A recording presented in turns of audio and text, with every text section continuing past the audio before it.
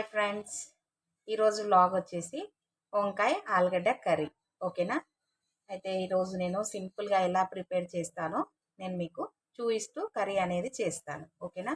ఇప్పుడైతే నేను ఒక గిన్నె పెట్టినాను, హీట్ అయ్యింది. ఇప్పుడు ఆయిల్ అయితే యాడ్ చేస్తున్నాను.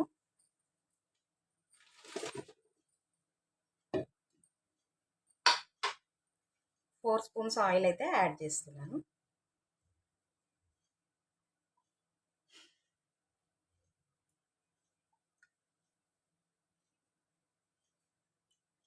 వంకాయ కర్రీలో కొంచెం ఆయిల్ ఎక్కువ ఉంటేనే టేస్ట్ అయితే బాగుంటుంది. సో నేనైతే ఆయిల్ ఎక్కువ యాడ్ చేస్తున్నాను. మీరు మీ ఇష్టం అండి.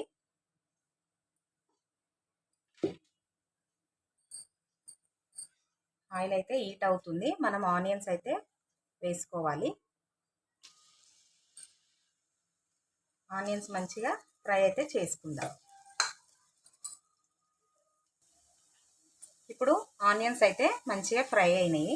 సో నేను ఆల్రెడీ కట్ చేసి పెట్టుకున్న వంకాయలు ఆలుగడ్డలు యాడ్ చేస్తున్నాను.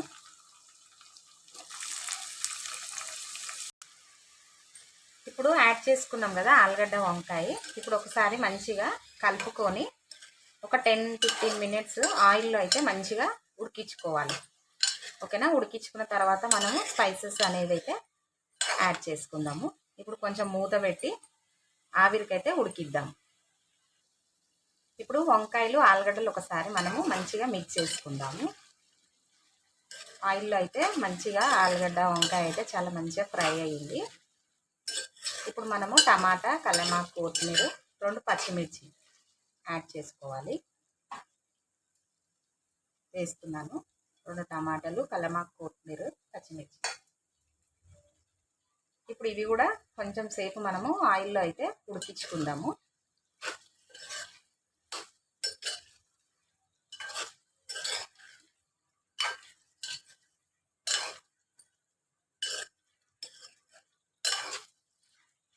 ఇప్పుడు ఒక 5 మినిట్స్ మళ్ళీ టమాటాలు కూడా మెత్తగా ఉడికించుకుందాం. 5 మినిట్స్ నుంచి మనము మంచిగా ఆయిల్లో అయితే ఫ్రై చేసుకున్నాం కదా టమాటో, ఆలుగడ్డ, వంకాయ. ఇప్పుడు స్పైసెస్ అనేది మనము యాడ్ చేసుకోవాలి. నేనైతే 1 స్పూన్ అల్లం వేస్తున్నాను. సాల్ట్ మీ టేస్ట్కి తగ్గట్టుగా యాడ్ చేసుకోండి.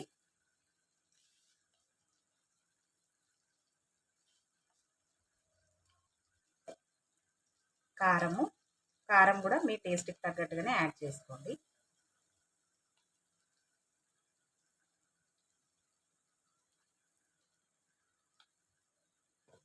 పసుపు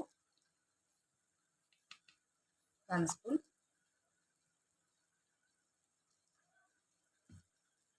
ధనియాల పొడి కొంచెం ధనియాల పొడి ఎక్కువ వేసుకోండి. ఎందుకనంటే గ్రేవీ అనేది మంచిగా వస్తుంది చిక్కగా. అందుకని చెప్పేసి ధనియాల పొడి అయితే యాడ్ చేసుకోండి ఎక్కువ.